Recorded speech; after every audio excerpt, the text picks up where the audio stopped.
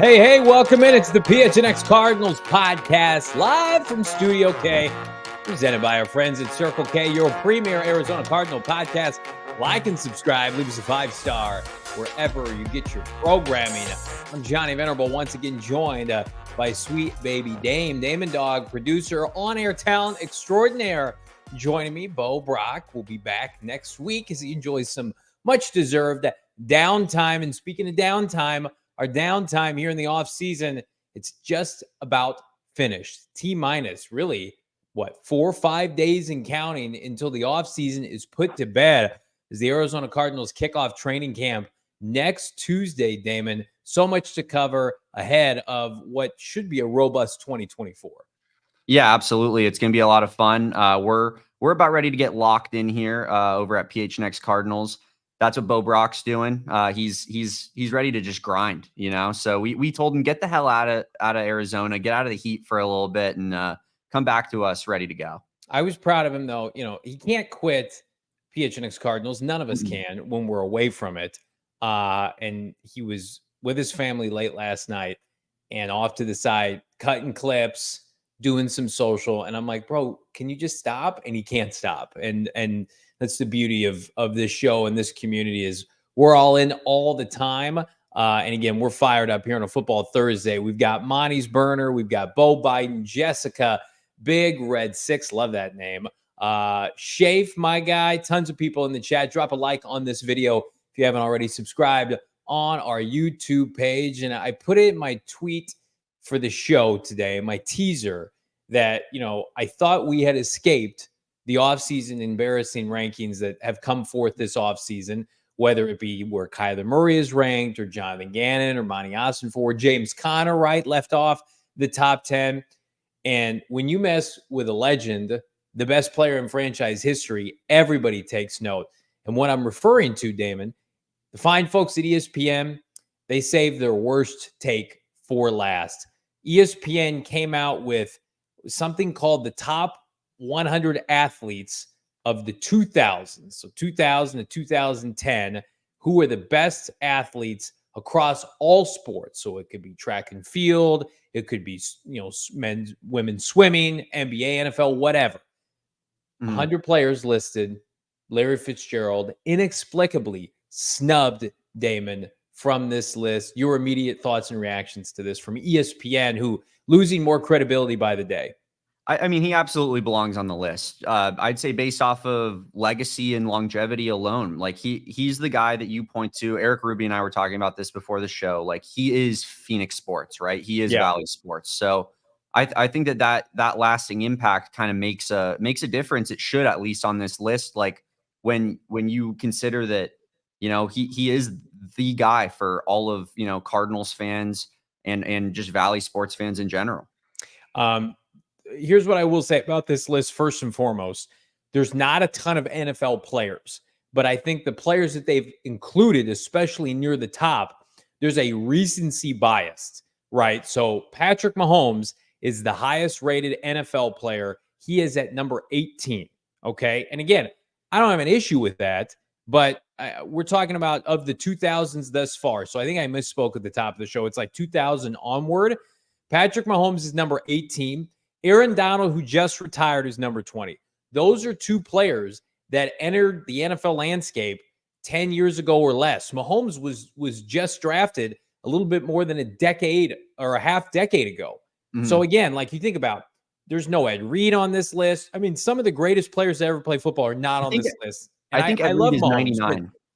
Like, do you believe, just as we start this conversation, that like Patrick Mahomes as an athlete is one of the greatest players of the last 20 years? I think he's going to be an all-time quarterback.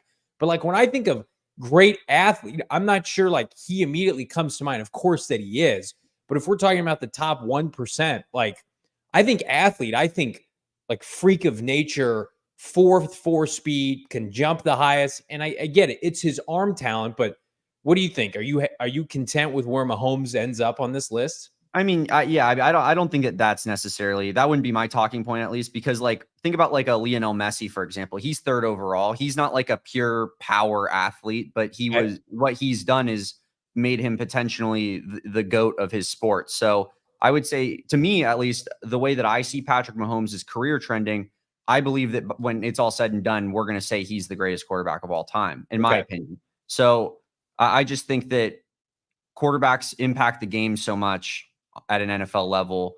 Tom Brady's super high on this list. Like, he's number 5. Tom Brady, we've all seen his combine. Like, he's not what you would consider like athletic necessarily, you know, when it comes to comparing against professional athletes. So yeah, I mean, that point doesn't really bother me as much. I think it's just more about like how much you dominated your sport throughout your career based off of like how I'm seeing this list. But then you have stuff like Nikola Jokic is number 28 overall. Like, that doesn't, I mean, he's won 1 championship. Like, he's a great player. He probably will get on this list. Or you have you know, here at Rory McIlroy at 93. Like, that, I don't know that I necessarily agree with that one. But I have other issues other than Patrick Mahomes, to be honest. Yeah, Illini McGee saying, is it athlete or is it accomplishment? I think that's a great question. I don't think ESPN can even answer that question. Because again, like, if you ask somebody who are the 3 best receivers of all time, I think you get Jerry Rice. I think you get Terrell Owens in the mix, Randy Moss, and then Larry Fitzgerald would be in that discussion. And I love Calvin Johnson. He's in the Hall of Fame, and he was dominant for a brief period, but he retired early. And I'm sorry, his accomplishments, and he didn't get to play with Kurt Warner, paling compared to Larry Fitzgerald. I bring that up because Randy Moss is 27. He's the highest rated receiver. I don't have an issue with this at all. I think Randy Moss, again, top 3 receiver of all time. I think a lot of people would put Randy over Fitz.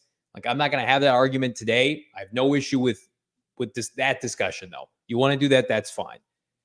Calvin Johnson being not only ahead of Larry Fitzgerald, but Larry Fitzgerald being off the list, Calvin Johnson being in the top 60 at 57 is an embarrassment. I'm sorry. Like, that's when you go off of Illini McGee's point. Is this the best athlete, or is it the accomplishment, or does it mirror both? Because Calvin Johnson was on a lot of egregiously bad Lions teams. And so was Larry Fitzgerald. But the difference is Fitz was always the best player on the Cardinals.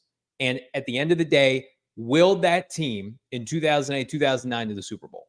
Yeah. And Calvin Johnson was one and done multiple times in the wild card round with Matthew Stafford. Again, I'm not putting that on Calvin Johnson. I'm just saying Calvin Johnson, to me, if he's deserving, so is Larry Fitzgerald. Yeah, I see what your point is. And actually, I do have an answer for you on the accomplishments versus athletics. Yeah. It says here, yes, ranking the top 100 most accomplished athletes since 2000 wasn't quite so easy. So it is an accomplishments thing. And honestly, like, if that's what it is, then I do believe that Calvin Johnson's ranking is egregious, because I might get a lot of people mad at me in the chat here. So I'm gonna tread carefully, but Calvin Johnson's peak was higher than Larry Fitzgerald's peak. Like, the best season of Calvin Johnson. I don't disagree with that at all. 2,000 yards almost. Like, right. I don't disagree with that. Yeah, but he didn't sustain it, and he doesn't have the legacy that Larry Fitzgerald has. Calvin Johnson's legacy is that he retired after 9 seasons and what could be, the second, maybe most talented receiver we've ever seen. And he called it quits a little bit early because he played for a franchise that was, going nowhere.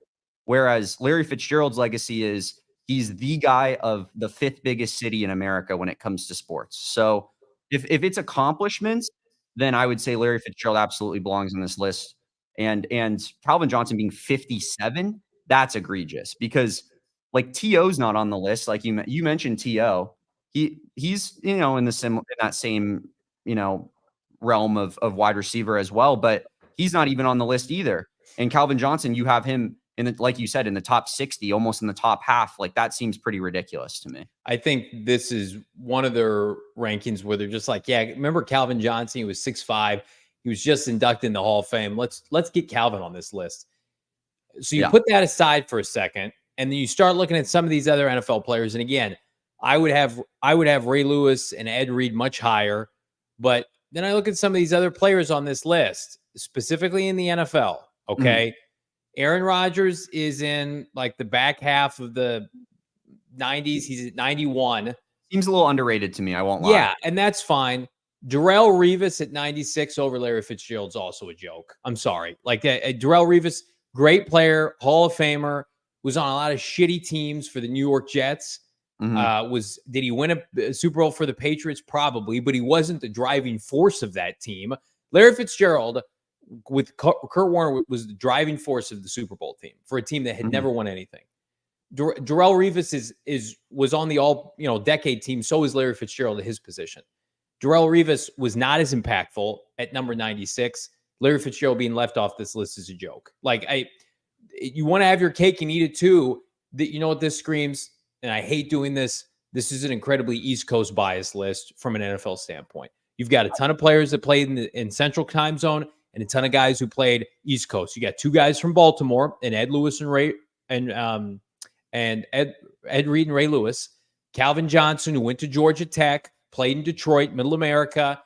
Obviously, Randy Moss played a bunch of football out in the East Coast, and Darrelle Revis played most of his NFL career on the East Coast. This is an East Coast list because ESPN is located in Bristol, Connecticut. It's not complimentary. I mean, Aaron Rodgers played football, in Middle America, but he played out west for his collegiate career. I do think that they had a bias against the West Coast looking at this list. I'm looking at number 73 here on this list now. I didn't even see this at first. Mookie Betts. That's awful. Who is currently like in his 8th year of professional baseball, has won 1 MVP. Like that, he has no business being over Larry Fitzgerald at this point of his career, in my opinion, at least. But the thing that bothers me about lists like this is when they start, I know that it's like a fun exercise and whatever, but when you start comparing sports and like leveling out, like they put a cricket player at 97. He's the one cricket player on the list. I would imagine that he's probably like the GOAT of cricket or something, So then how do you measure that against like, oh, he's lower than, Calvin Johnson, who's the 5th best receiver of all time. Like that's kind of like a weird thing. Like, I don't understand how you can make that like a objective type of answer there. Or like Shaun White's here at 72 behind Mookie Betts. Like Shaun White was like revolutionary, Yeah. So this is why I just, like lists like this. Who did Mookie Betts spend the majority of his career with? The Red Sox and the Dodgers. So and now the Dodgers, yeah. Yeah, 2 of the 4 premier franchises in baseball, essentially. Methodology at the bottom of this article is experts in individual sports were asked to rank their top athletes in the sport since January 2000. They don't say where these experts come from, and they don't say, and this is more important, if the experts are still currently involved with their said sport, or do they, and this is our like asterisks every time we look at one of these lists, are these just the slappies at ESPN that are in the cafeteria? Is Mike Tannenbaum your expert? Right? Yeah. That's what I'm taking this as. This is not, hey, we took a bunch of Hall of Famers from the 2000s to vote on this, and this is the list. Like they do with the NFL Top 100 list. Let's just get the best players in the league over the last 20 years. Let's have them put together. No. Who is under payroll at ESPN that has an East Coast bias that can put this list together, that has a big brand bias that can put this list together? It's the most ridiculous list. Larry Fitzgerald not only had a better career than Calvin Johnson, the longevity piece, the winning percentage, the playoff moments. Like, say what you want. Baseball is a game of regular season statistics, right? Mm-hmm. The NFL, I guess you could argue it's a little bit of both, but people are remembered for what they do in the month of January. Like, I couldn't tell you what Patrick Mahomes' regular season statistics were. Larry Fitzgerald had the most dominant postseason of any NFL receiver in the history of the NFL, ever. Better than anything Calvin Johnson did, certainly with his one-and-done playoff games, and I like Calvin Johnson. Better than anything T.O. did as a member of the Eagles or the Niners. Randy Moss with that, 17-0 or 16-1 Patriots team. Larry Fitzgerald, every time he was at one point averaging over 100 yards per game in the postseason. I think he still did at the end of the day. During his postseason run, 2008 to 2009, he was averaging like 140 yards per game in the postseason. That's accomplishments. You're willing your team to victory against the best in the NFL with usually defenses that were middle of the pack or worse, with no running games, right? Sometimes Anquan Bolden wasn't available to play. You had no complimentary receivers. It was just like, hey, Carson Palmer, hey, Kurt Warner, Larry Fitzgerald's going to carry you to victory on any given playoff Sunday. And it's very, very disheartening, yet not unexpected that he's not on this list. Yeah, and that's actually, I mean, I think that should be something that is talked about, is like, what receiver was carrying a team like Larry Fitzgerald did when it came down to it in postseason type of play. Like, Kurt Warner's a great quarterback, but like you don't remember necessarily like the Kurt Warner moments as much as you remember the Larry Fitzgerald moments. Like, and that there's a reason for that. Same that Packers game, the where the Hail Mary that Rodgers threw, and then the Fitz play at the end. That's like one of the single most dominant playoff performances by a non-quarterback I've ever seen in my life. Yeah. And Larry has a lot of those. So it's if it's about accomplishments, then I think it's pretty hard to argue that like a guy that was like playing receiver willing his team to a Super Bowl is like not an accomplished player, especially when you got guys like Darrelle Revis who are like, what has Darrelle Revis really done? Man, like I'm sorry. I can't remember one Darrelle Revis play in the history of his career. Larry Fitzgerald had 3 touchdowns in the first half of the NFC Championship game. Larry Fitzgerald had what should have been the game-winning catch in the Super Bowl. They put over 300 yards passing against the Steelers team that hadn't allowed 300 yards all season. Mm-hmm. What he did to Jake Delhomme and company in the NFC divisional round, which, by the way, is you can read about that more at gophnx.com. We've rated it one of the greatest games in the history of Arizona sports, the #1 Arizona Cardinal game coming up to debut on that list pretty soon. So go check that out. But very disheartening, very frustrating, not unexpected, Bo. And it's, I'm at the point, like, is ESPN respectfully going to turn to like Sporting News where like 10 years from now, we're just like, remember we would go to them for insight? And like, we've had Mina Kimes on this show. Every time we do Radio Row, we're offered up people from ESPN. We take advantage because I think they've got a lot of good people that work there. But then you put this stuff out there like you put this out there before the NFL season, and how poorly your premier players of the 2000s are represented. I mean, it's one of the worst things I've seen this offseason. That's saying something because we've seen so many bad lists. But I think we're ready to turn the page on list season. Well, real quick, I just wanted to say that your point about like, who are these experts? Like, there's zero transparency as to who's like putting this list together even. So it's like, how seriously are we supposed to like, did Buck Showalter put this list together? Like that's who I envision. Let's get anybody who's on a coffee break at ESPN to just scribble some names down on a yellow notepad. And that's what we're going to go with. The experts, because we're ESPN. It's like, come on, man. I'm just kind of numb to it now at this point. Like if Larry Fitzgerald saw this list, he'd be like, what more did I have to do? Literally carried a franchise my entire career. He probably doesn't care though, because that's what people that, are in those positions do. Like, he knows what he accomplished, and he knows he cares way more about, us on this show, the people in this chat, like Cardinals fans all across the world that like love him and adore him and worship him, like that matters way more to him than like some, slappy do list that ESPN put together. So, and it's cliche too, but like, I'm so glad that communities like this exist, and, our other partners in ALLCITY, CHGO Bears and PHLY Eagles and everything that we've got going on, DNVR Broncos, because it's an outlet for people of a specific fandom to go and to have conversations and dialogue. And they're not always going to be easy. This team's won 8 games in 2 years. But it's like, for a long time, growing up, Damon, and I know you're just a little pup in your mid-20s here, the ESPN was all we had. And I would wait on SportsCenter, or I would wait on Cold Pizza or whatever it was. And I'm like, are they going to mention the Cardinals? And more often than not, they did not mention the Cardinals. It was Red Sox, Yankees, Giants, what they considered major brands, when, a lot of the time those franchises, especially now, you'd be hard-pressed to find more dysfunctional, brands that are on the West Coast compared to the East Coast. East Coast football is a joke right now. It's a joke right now. The Patriots, the Giants, and the Jets collectively are 3 of the worst franchises in the NFL right now. Yeah. And it's just, it is what it is. Like, we're always going to be used to this, but like you said, that's what PHNX Sports is here for. Like, that's what we try to provide, is we try to look out for, like, the fan bases and like provide that outlet of like specific coverage where you're not gonna get the, you know, disrespectful type of stuff about the franchise's GOAT at the end of the day, because, you know, that's what we're here for. Illadre 199 super chat. Thank you so much, ultimate friend of the program. Larry has top 3 best hands in NFL history. Wow, absolutely. And again, the remarkable stat of he has more career tackles than drop passes. Nuts. My son asked me about that the other day. He's like, "There's no way that's true." I'm like, "It's 100% true."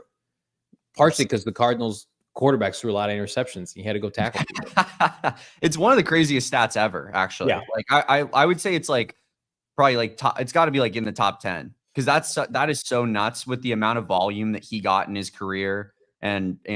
But you're right, the quarterbacks do factor into that quite a bit. A lot of interceptions. Yeah. Josh 499. Fitz deserves so much better than this. Let's take a minute to mourn, since it's obvious that everybody at ESPN are completely brain dead. RIP. It's become a very hit and miss company, to say the least, in terms of the quality of the content they're putting out from a written standpoint. I don't watch their programming all that often, unless it's live sporting events, Josh, so I can't speak on a ton of what they do, but like reading ESPN, like that was a staple in my house. You know, Damon and I were talking about it off air, reading Sports Illustrated and sporting news now. And it's just like, they've unfortunately let it go to the point where like, I can't take this seriously. It's not just because I'm a Cardinal fan. I think most people, if you ask them, hey, who had a better career, Darrelle Revis or Larry Fitzgerald, they would look at you and be like, what the fuck are you talking about? Like, Larry Fitzgerald is one of the best players of all time. What are you talking about? Darrelle Revis playing for New York and New England, though. That's it. But that's why he's on there. Yeah, no, it's true. I mean, I think that would be the consensus opinion, might, you know, kind of push towards that side of things as well, because he played for the Patriots and the Jets, and that's what people remember. Larry Fitzgerald should, and I believe he will, have a statue outside of State Farm Stadium one day. Absolutely. Darrelle Revis, I mean, like, he played for like how many franchises? 4 or 5 franchises? He was briefly, wasn't he on Tampa Bay for a little while? And then 3 Patriots, and then of course he started with the Jets, and like he didn't win anything while he was there. Like, he had to go to a winner to win, right? He had to go to New England to win a Super Bowl. Larry Fitzgerald took a losing franchise with Kurt Warner and willed this team 2 minutes away from a Lombardi trophy against the Pittsburgh Steelers. Like, sometimes, and I think Fitz's numbers were great. It's bigger than that. It's about, did you watch football with your eyes during that period of time? Because they were basically play at the same time, Revis and Fitz. It's like no contest. What? Such a joke. Disappointing. ESPN, do better. We're going to do better every day. Because we got training camp right around the corner. And again, here's some good news for everybody. I know a lot of people are asking us, Damon. And again, you can find this on their website. Arizona Cardinals, azcardinals.com does a great job getting information out there with regard to training camp, open sessions. That schedule's available. But the great news is at State Farm Stadium, you do not have to pay for a ticket to go and watch practice. It's just first come, first serve. They sell concessions. You know, my family's going to go out. It's a great time to catch up on ball and see, you know, the returning players, some of the greats like MHJ, you know, take the field for the first time at State Farm Stadium. But if you're looking for tickets to the preseason, right? Cardinals have one preseason game. If you're looking for at home, if you're looking for tickets to the regular season, check out our friends at Game Time right now. The best non-starter, the best ticketing app going right now. $20 off your first purchase with the bonus code PHNX. Hell, that might cover your entirety of your ticket, right? Everything's up front. There are no hidden fees, right? You want to know what you're paying for. They let you know, and they have the best interface. And you might be thinking, well, why does that matter? They give you outlines of stadiums, of venues, and they just scatter the tickets, what's available. They also have flash deals, last minute zone deals. You can buy tickets up to like halftime for most events. It is the only place I buy my tickets. And I don't just, like, if I didn't work for this company, if I did, it is one of the best things out there right now for somebody like me who lives here in Phoenix. And we like to go to events. My wife and I go to concerts all the time, my comedy shows. I take my son to ball games. Game Time is the only thing I use. Save up to 60% off buying last minute tickets. Again, for sports, concerts, comedy, theater, and more. PHNX is the bonus code for $20 off your first purchase. Doesn't even have to be a ticket to the event. It could be a parking pass, right? Terms and conditions apply. Check them out. Download the app today, or I love pulling them up on my desktop. Game Time. Look at the barometer of everything available. Last minute tickets, Damon, lowest price guaranteed. One of my favorite things to do, Johnny, when I use Game Time to buy myself a ticket and go to a sporting event is when I show up there and they have Four Peaks beer just sitting there ready for me in the fridge on draft. Like, it doesn't matter. They got the tall boys. I mean, I'm talking Cardinals, D-backs, Suns. You'll find Four Peaks at every single one of the Valley sports teams, any game you go to. Phoenix Rising as well. They got a big, I believe, $1 beer night Friday night. We love that. So, Four Peaks, my favorite beer, favorite craft beer in all of Arizona. Have you had that Bad Birdie Juicy Golden Lager?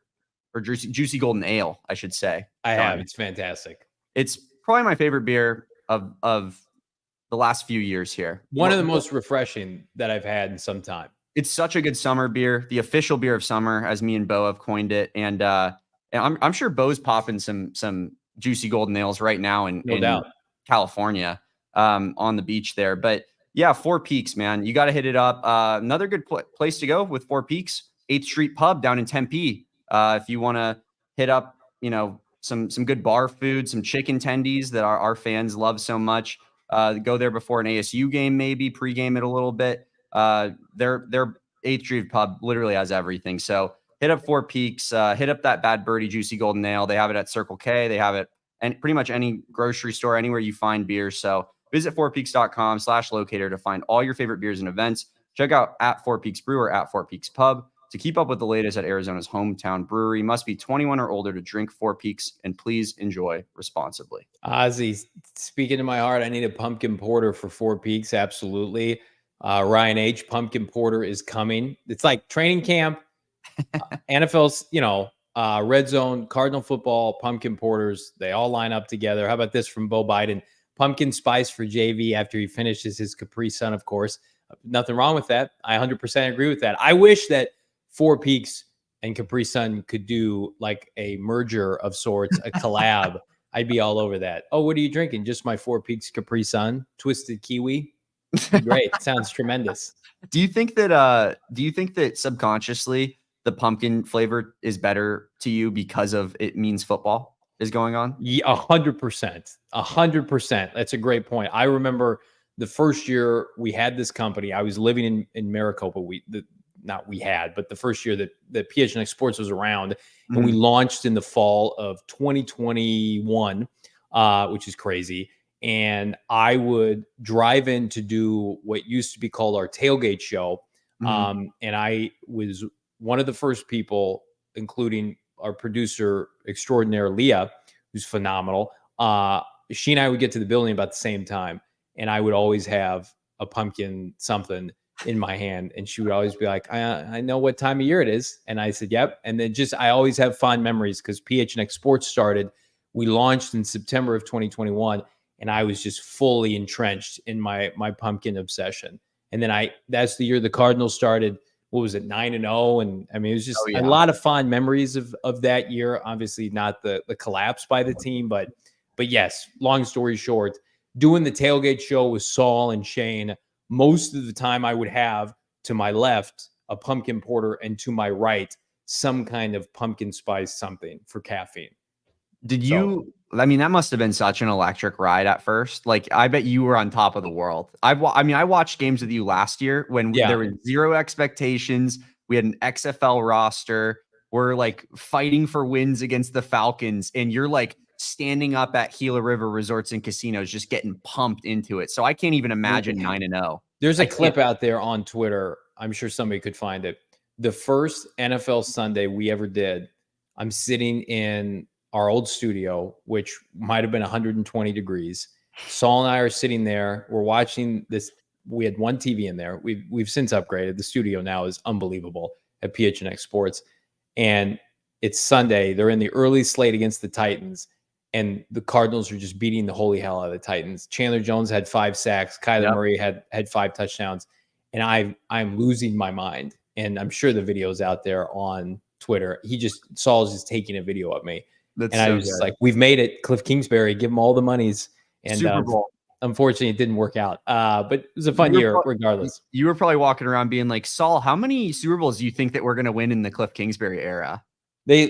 Our great friend of the program, former Arizona Cardinal wide receiver, speaking of receivers, Frank Sanders literally got a Cliff Kingsbury tattoo when they started 9-0 on our show. We did a night show and we had a tattoo artist come into the studio. All that's here on the YouTube page. If you scroll back about 3 years, show is very different then, but the vibes were equally as immaculate. We're hoping that the Cardinals can get off a fast start here, Damon, in 2024. A big part of that is going to be the rejuvenation of their defense, which, unlike the offense, right? I'm repping my Maserati Marv t-shirt now. The offense is getting all the accolades, the praise, the respect you would assume that comes with a group that is led by Kyler Murray and company. The defense, they're going to need some unsung heroes to step up and show out for this team to at least be competitive defensively. They largely had the second, third worst defense in most statistical categories last year. I don't hold that against them at all. I don't know how everybody feels in the chat. They just didn't have the personnel to compete. Well, in free agency, they added a couple defensive tackles and then a couple sneaky kind of under the radar signings, including one Mack Wilson, linebacker from originally the Cleveland Browns, played for the New England Patriots, Bill Belichick. He is our headline player today as we preview the linebacking core. Very poetic. Damon, Mack Wilson, this revamped linebacking core for the Cardinals. What do you like about it? Yeah, I mean, I think honestly, like, can I be honest? I don't really like it that much. Okay. I think I'm going to take the stance of I'm going to maybe value them less than a lot of people are going into this season. I see here I put wide receiver core. I didn't change it to linebacker core, so sorry about that. But yeah, I mean, Kyzir White I think is a good player. I think, you know, the thing about linebackers is it's probably the least impactful defensive position in current NFL, like an off-ball linebacker. So you're not going to, I think it's intentional that the Cardinals don't have a ton of talent here at off-ball linebacker and that they didn't invest a ton into it because they don't see it as a position that's going to make or break their season necessarily. So I think that's a great point. So like to me, it's the running back of the defense. Like it's a little bit more plug and play than it is, you know, a lot of other positions. And I think Kyzir White is a decent player. I don't think he's going to hurt you. And I think he's a good leader. And I think he provides a lot of intangibles that, you know, when he's not playing last year, you obviously see that you felt his presence missing. But Mack Wilson to me is more of a kind of like your third linebacker guy, in my opinion. Like he'd be the guy that I would want subbing on kind of in pass rushing situations because last year he primarily played edge for the New England Patriots last season. And because he came in for injured guys like Josh Uche. And I think Matthew Judon got hurt as well. So he was playing a lot of edge rusher, which was not, you know, his position that he was necessarily accustomed to at an NFL level, but something that, you know, he said in his own words that we'll get to later that he feels very comfortable doing. And I think he's a guy that, like I said, I'd like to throw him on in third down situations, let him pin his ears back, rush the passer. I think he's a decent player. I don't think he's a bad player, but I wish that the Cardinals, I maybe do wish they had one more guy that I felt comfortable was kind of like in that Kyzir White role of like being a kind of set in stone starter. They just needed so much this offseason that, you know, every time we do the PFF mock draft simulator, there'd be quality 3-down linebackers that would fall to this team, right? Like, was it Jeremiah Trotter's son fell from Clemson every time we did one? And it's just like, they need everything else. They can't go and take one. And I'm with you. Like part of the reason I like this group, and I wasn't being tongue in cheek and you echoed it, is that this franchise, as early as 3 years ago, prioritized inside linebacker with just about every position on the team. Like it was a point of emphasis for Steve Keim that it's become just a joke that's been beaten to death. But like Steve Keim would watch what the Niners were able to do with the Navarro Bowmans and the Patrick Willises and now the Fred Warners and company. And they would say like, hey, I want that. And it's like, well, no, that's just a part of their defense. And by the way, they found those guys in the mid to late rounds. Like Fred Warner was a day 3 pick, a day 2 to day 3 pick.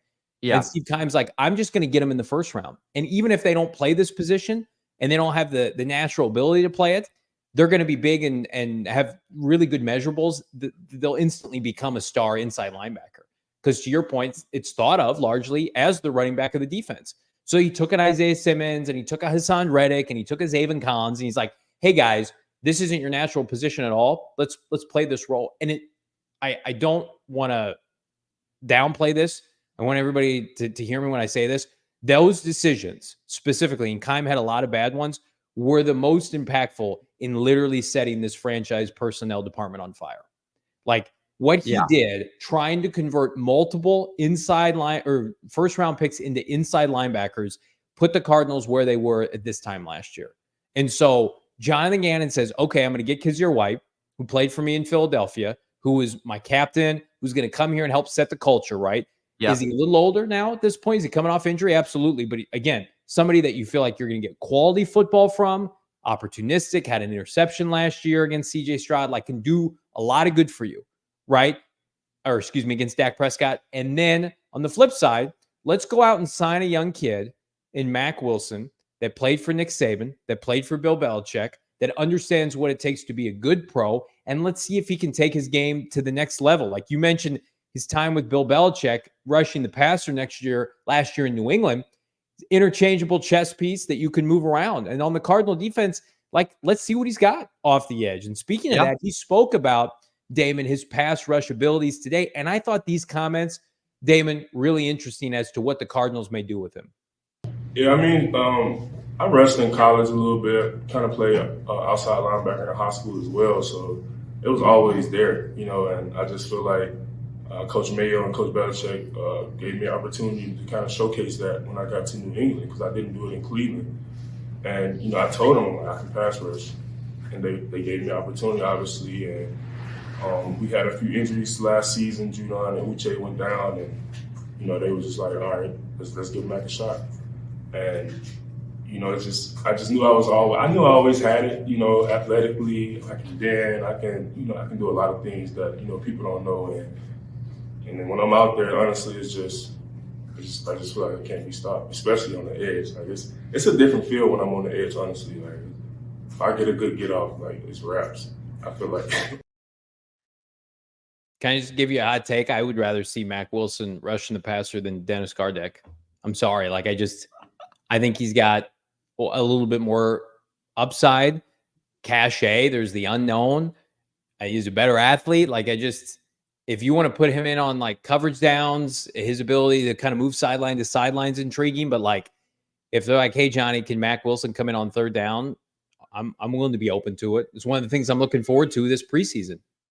I just want to I want to be clear. I like Mack Wilson a lot. I think he's a great chess piece for this team, for Jonathan Gannon, Nick Rawlis. And I think he can contribute a lot because of how versatile he is. I think it's, like, that's the type of player you want as a depth piece of your team, right? Guys who can play multiple roles, who are comfortable doing that. I just like, personally, I wish that we had more of a set in stone off-ball linebacker starter over him so that he could rush the passer a little bit more, like we're talking about, because his PFF grade last year was the highest he's ever received. And PFF isn't everything, but he got an 81.5 primarily playing edge rusher last year. That's pretty damn hard to do, Johnny. Like, an 81.5 grade is elite for context. So then you look back at his 2022 season where he played off ball, and it was a 47.1. And he's kind of been back and forth in his career. He's kind of had roller coaster seasons where it's been bad grade, good grade, bad grade, good grade. So, you know, I think he's a little bit maybe of a inconsistent player in that regard, but he's a guy that, it's going to be exciting to watch him play. And as far as, you know, you and Dennis Gardeck in your personal vendetta that you have against him, I mean, I think it's more exciting for sure to watch a Mack Wilson when you know Dennis Gardeck's like ceiling is probably not that high. Like he's a good player and he has a good floor, but it's possible Mack Wilson can reach heights that, you know, we've seen that Dennis Gardeck cannot. Let's check out that list of the linebackers once again here before we get back to Mack Wilson. Because, Damon, I'm looking at this. I think Kyzir White's B to B plus. I think Mack Wilson, you've got an opportunity to get to a point where he's a valuable piece of your defense, move him all over the place. And then I'm going to skip ahead to number 4, Chris Barnes, who, as Ozzy and a lot of people in the chat have highlighted, underrated. played really good for this team down the stretch. When they lost Kyzir White, right? When they were struggling at linebacker, Josh Woods went down, who's no longer with the team. Chris Barnes, to me, savvy veteran, played good football in Green Bay. If he's, your first option off the bench, I have no issue with that. And I think he's deserved an opportunity here to compete for some starting playing time. And again, you hit the nail on the head earlier. You're not paying any of these guys anything. Kyzir White's making like what? Between $3 to $6 million max this year. Mack Wilson's contract is modest. Owen Papo, the 5th rounder last year, didn't see much time. Has to get a little bit more physical in between the tackles. Maybe he has an opportunity to show what he can do on NFL Sundays this year. Like, it's not a group that's going to set the world on fire, but it's the exact kind of prototype that they want. Jonathan Gannon does not want the Steve Keim. He used to call him, I want 2 big trees in the middle of the field, 6'4", 6'5" line. No, idiot. Jonathan Gannon wants guys who are about 6 foot, 6'1", 230, 240 pounds that are light on their feet, that can cover a lot of space, because who's doing the dirty work for the linebacking core? The line of scrimmage players. Yeah. The Zaven Collins is now. The B.J. Ojularis. And then now, most importantly, Justin Jones, Bilal Nichols, Darius Robinson, right? Dante Stills. That's literally and figuratively the first line of defense. So these guys just have to have opportunities presented to them. Pick a pass off, deflect a pass, force a fumble, fill a gap from time to time, cover a linebacker. I think this group is going to be solid enough to be respectable. And that's kind of what Mack Wilson spoke about again today is, Damon, it starts up front with this group. Like, they're going to have success. It's really predicated on what they get from those front 4.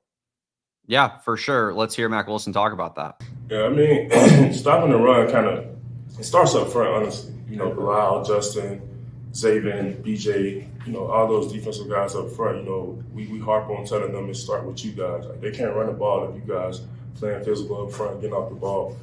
And, just at the second level, third level, linebacker, safety play and things like that, we gotta be, we gotta have a killer instinct, when it comes to guys wanting to run the ball. Like, if somebody want to run the ball on us, we gotta make them pay. That's how I look at it, right? Like, I love when teams run the ball. Like, I mean, show me you a man, and because I'm going to come downhill. I know Kyzir going to come down here. I know KB going to come down here. I know Buddha going to come flying downhill. So it's going to be exciting to see, honestly. Like, I'm super excited about that. Yeah, I mean, a lot of good comments there, echoing kind of what we've said this entire offseason, Damon, is like, back 7, even with the unknowns, and we talked about it at cornerback yesterday, back 7's in pretty good shape. Like, yeah, athletes, solid players, not going to embarrass themselves. The success of this defense is going to come with those 4 guys on the line of scrimmage. End of story. And I think I asked my friends earlier today, because they're big Patriots fans, what they thought about Mack Wilson. They said that he's really good against the run. Yeah, they said that his run defense was like pretty impressive last season, and that makes sense given his grade, honestly, because oftentimes that's kind of setting the edge is a huge factor there. But I do want to say that, like, I think that the way that they're going about this linebacker core is the right way to build a winning team. Agreed. Like we've been talking about. Like, yeah, while on paper, am I saying, like, I wish we had one guy I felt a little bit more comfortable as a starter. At the same time, like, when you're building a roster and you have limited resources, I don't expect you necessarily to push all your chips in the middle on your off-ball linebackers. Like, that's right. We've seen that it's the complete wrong way to build a winning team. So, like, think about, I was thinking about it right now. Like, think about for guys, off-ball linebackers that were picked in the first round. I don't want to think about it. Jermaine Edmonds, like that, he's not worth that. Devin Bush, he's terrible. Like, it's guys, it's a bunch of guys like that. Fred Warner, like you mentioned, was the 70th overall pick in the draft. That's the way that I think that the Cardinals are going to want to build. Like we saw with the running back position this year. Like we drafted Trey Benson in the 3rd round instead of looking at Najee Harris in the 1st round, like maybe Steve Keim wanted to do back in the day. So, like, that's the difference in philosophy, and that's how you're going to build a winning team. So the Cardinals aren't going to win the Super Bowl this season. I don't think anyone's expecting that. Wow, how dare you? We expect, progression and showing that this build of this new regime is moving in the right direction. I think year 3 is going to be the year that maybe you expect the playoffs in particular. But that's maybe we see it next year where they're like, we're going to spend a 3rd round pick on an off-ball linebacker, but they're never going to be the guys that are giving a guy a $70 million contract for 5 years to, get 200 tackles. And essentially that's it.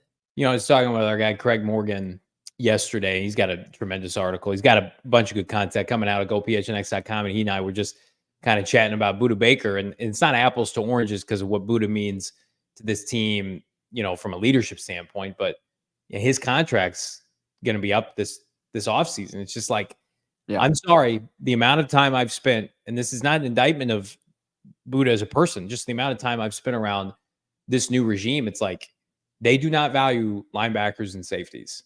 They do not value players that don't play the line of scrimmage with their hand in their dirt. Like, they are going to use top 50 picks, top 32 picks on, if it's up to them in a perfect world, offensive and defensive linemen, edge rushers included.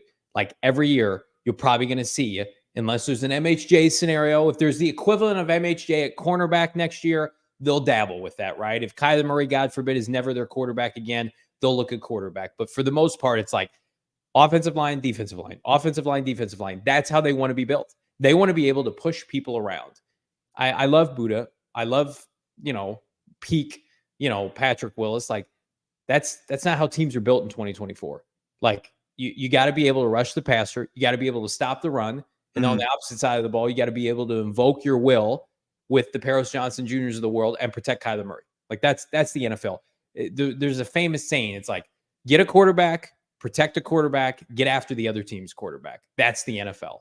And so it's why I'm not a huge proponent of taking cornerbacks high. I think Max Melton, to me, I know this is a conversation for another day, like, that's peak where I want to take a cornerback, like between picks 40 and 50. Yeah, let's do that, right? Because my first picks need to be either a generational player at his position, a la Marv, which is a position of value now in receiver. Otherwise, left tackle, Paris Johnson Jr., defensive line, Darius Robinson. Like, that's how this team wants to build. And it's the opposite of the Keim approach. So, there's good intent in it. I think, I mean, the premium positions, we talked about the cornerbacks yesterday. I think cornerback is absolutely a premium position, and plenty of teams should spend 1st round picks on them.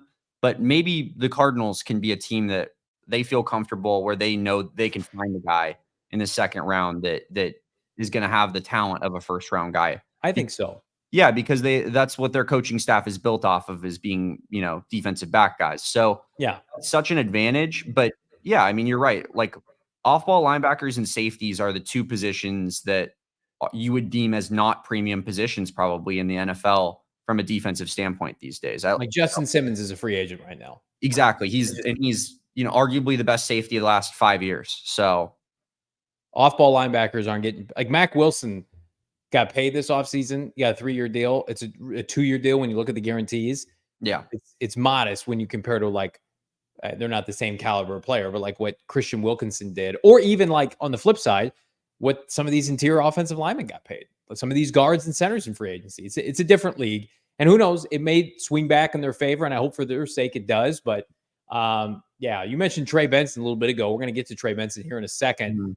Find out if he's going to be money for the Cardinals in 2024. Speaking of money, your money, help manage it. Help achieve your financial goals and dreams with our friends at Desert Financial Credit Union, the official credit union of the Arizona Cardinals. That's because for more than 84 years, Desert Financial has been Arizona's largest, most trusted local credit union, dedicating to creating exceptional experiences by giving back to the community and providing financial solutions, Damon, that make lives better. And again, don't take my word for it. They got a ton of people available to help you and your family, tailored people to help you achieve your financial goals and dreams, committed to their members and their community, right?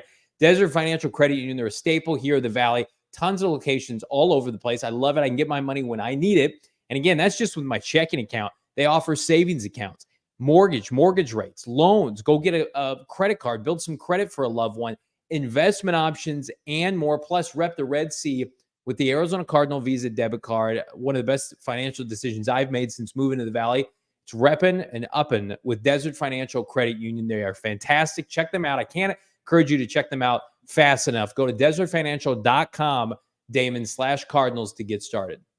Yeah, Desert Financial is a hell of an investment, and so is Shady Rays, because Shady Rays, you lose them, you break them, you hit them up, and you get them back. Mhm. It's really that simple over there at Shady Rays.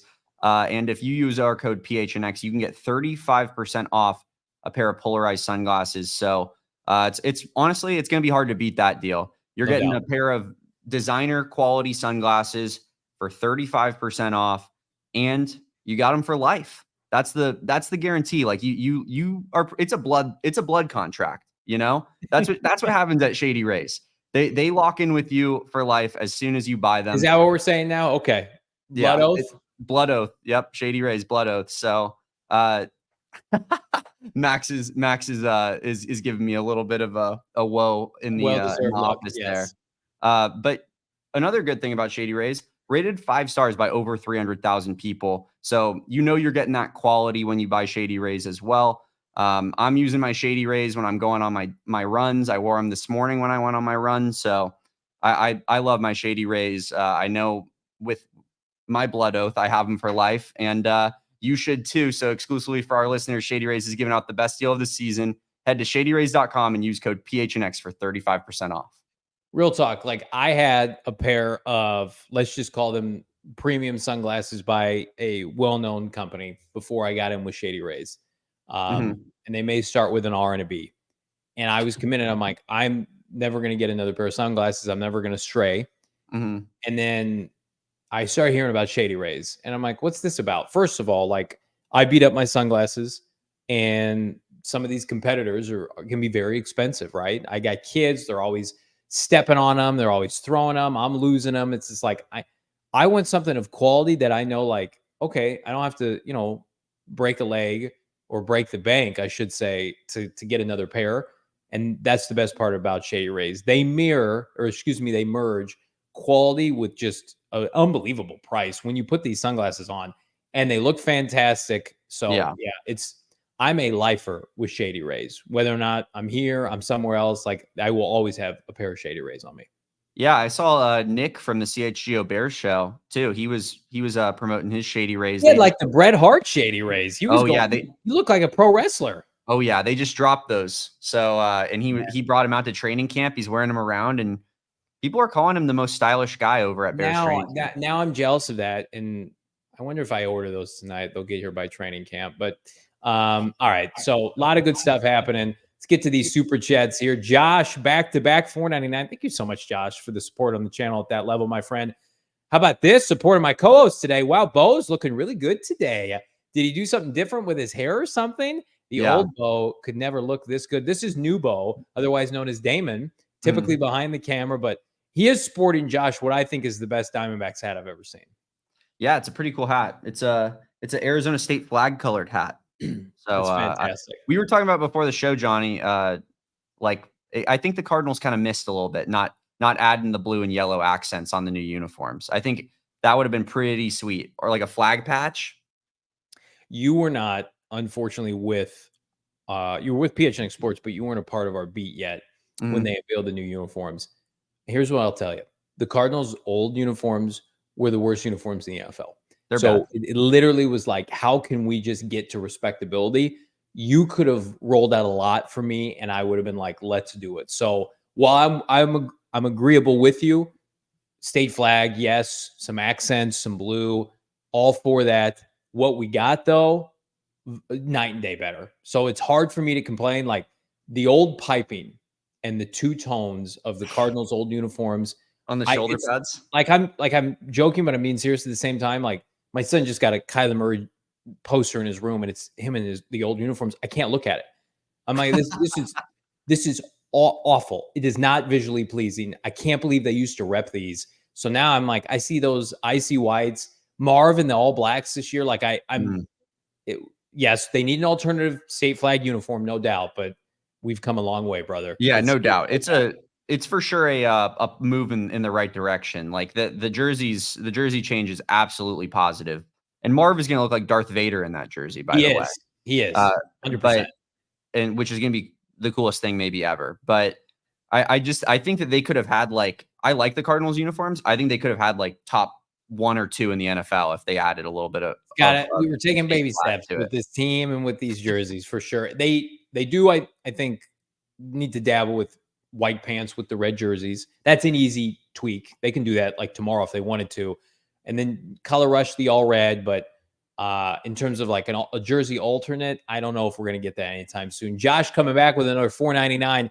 JV texted me saying he wishes we traded our Sugar Plum Prince MHJ for Andy Isabella and future consideration. So you joke, Josh, and we appreciate you and your super chats. I almost, when Kyler put out that TikTok over the weekend, Damon, I'm sure you've seen it with all the guys working out, and then that shirtless photo of everybody, I almost was not a nice person, and I was going to quote tweet it and put a picture of Andy Isabella and just say, look how far we've come. But I didn't do that because I'm trying to be a nice guy, but it is, my God, it is night and day. I mean, this franchise at the receiver position, you just couldn't take them seriously. They were just so undersized. And now it's like Andy Isabella is not an NFL caliber player. And now you have somebody the equivalent of Marv. It's just, we deserve this. And he was a 2nd round pick. That's what's tough to swallow. Like, you weren't necessarily following the team at that time. I know that the trade was it was the Rosen trade, right? That you got that pick from the Dolphins and then used it on Isabella. So essentially what it ended up being was you drafted Josh Rosen for nothing. That's what the overview of the trade was. The only thing that made it worthy was they got K1 the next year. They bottomed out. Fair. But I remember when they took Kyler Murray and Keim went to the podium. He tried to get a 1st rounder for Rosen, and of course everybody laughed at him. And then everybody just assumed it was going to be Miami. And Miami had 2 2s that day. They had 2 seconds. Or no, they had 1 second. They traded down. They watered the pick down. Then they gave it to Arizona. And again, had DK Metcalf not been available, had he not gone to Seattle and been a star, the Isabella pick would be easier to digest. That day 2 of the NFL draft is going to go down as the greatest day 2 in the history of wide receivers for the NFL draft. And you literally could not have missed harder if you were Steve Keim. There was AJ Brown, Deebo Samuel, Terry McLaurin, DK Metcalf were all available. And you just botched it to, Now, to be fair, he also was in the N'Keal Harry at the back end of the 1st round, and who was a mega bust, right? N'Keal Harry went on local radio the weekend before the draft and said, Cardinals told me if I'm there at pick 33, they're going to draft me.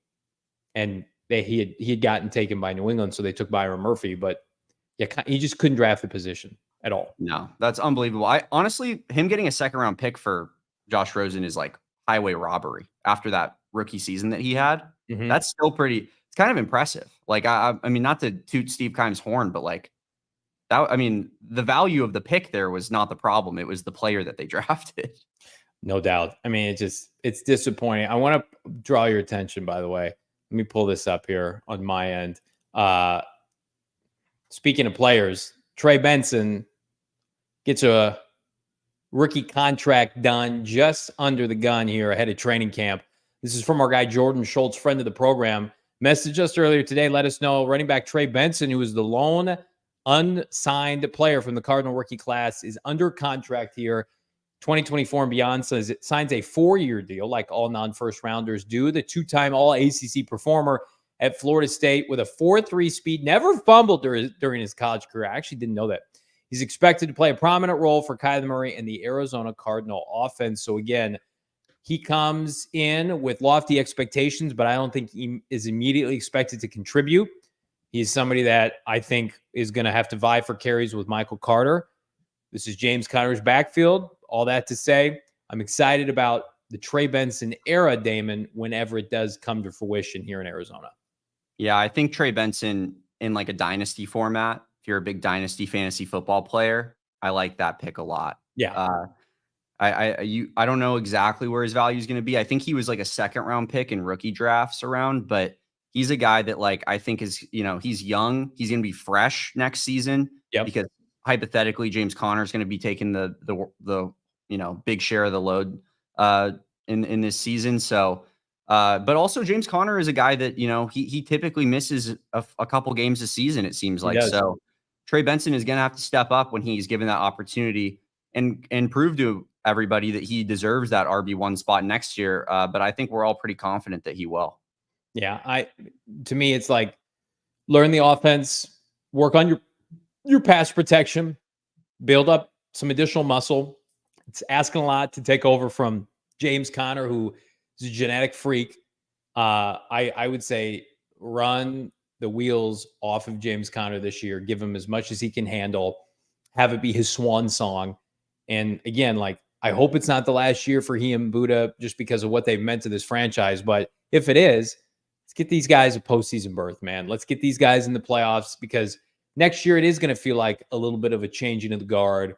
Trey Benson, right? Some of these guys could be Jalen Thompson's position group dominated by, the safeties outside of Buddha. So just a lot of moving parts. But this year, Cardinals, I hope they're loading up for 2024 to win a lot of games this year. We're loading up at the PHNX merchandise locker. Shop the number 18 collection now. I'm repping it right now. It's the Maserati Marv t-shirt. It's my son's favorite. How about you? How about the MHJ shirt? That's my favorite. I think it's the best shirt we've ever done in the history of this company. A little bit of math action on the far right-hand side. 1 + 18 = 6. And you're going to see that as early as the red and white scrimmage here in a couple of weeks in Glendale. Rep the number 18 collection now. I'd love to see it out in training camp. We're going to be out in training camp in just a week's time. And no better feeling, Damon, to see this collection, anything really, PHNX Sports on display with Cardinal fans. Yeah, I mean, Bo came in with that math shirt the other day in the office, and I told him, like, that looks really good in person. Even better in person than I think it does in this picture. And that's not to say it looks great in the picture, but like the color of it, it pops out at you. It's like a nice tri-blend. Yeah. I don't know. I really like that shirt, the way that it looks on person. And also, we have you got Johnny's Maserati Marv shirt there with our beautiful State Farm Stadium in the background. We also have this shirt here, the Phoenix Cardinal tee that we have here. And it's you can see State Farm Stadium in the back there with our aforementioned state flag that we love so much. Yeah. Would fit perfectly with my hat.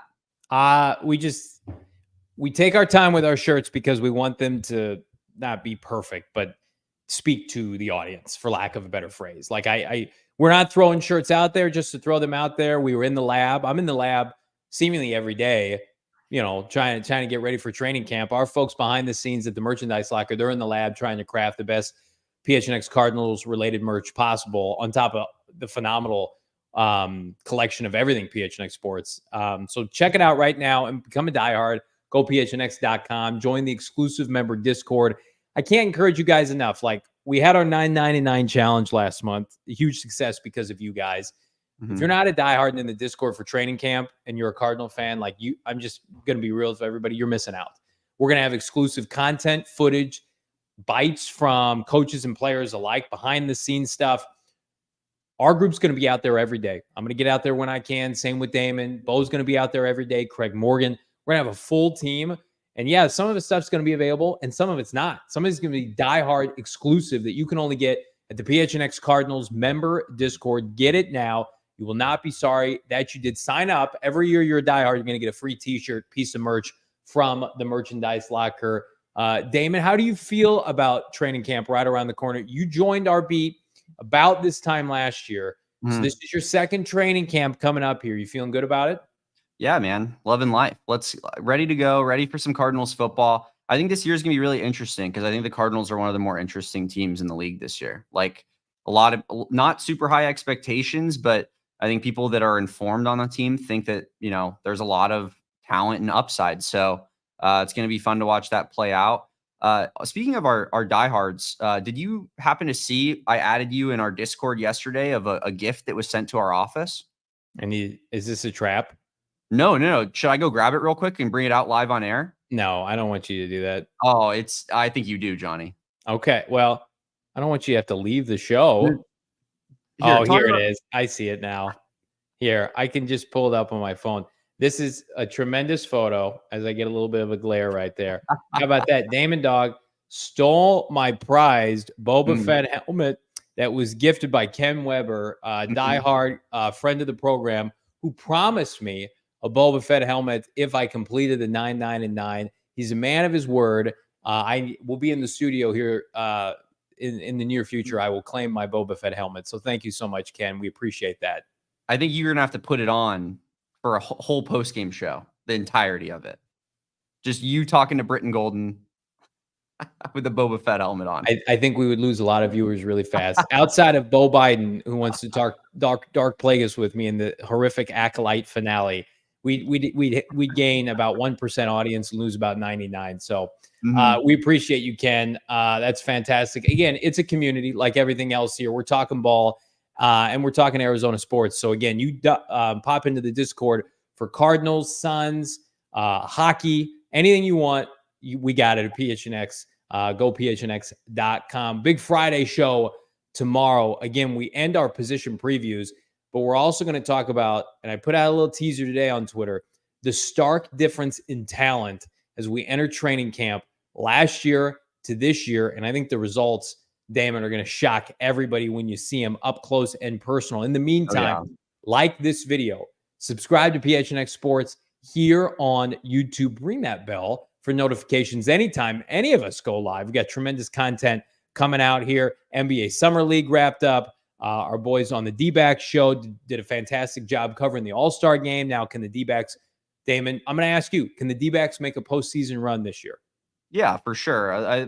They finished the first half one game over 500, which honestly was pretty much about best case scenario based off of how it's been going for them this season and from an injury standpoint. And honestly, just from like a late game standpoint, because it does feel like they lose pretty much every close game that they play almost. So 49 and 48, 7 games back of the Dodgers right now in second place in the division and 1 game back of the wild card. I think you get Merrill Kelly back. Zach Gallen stops pitching awful as he has since he came back from injury, minus the 1 game we went to for our 999 challenge, Johnny.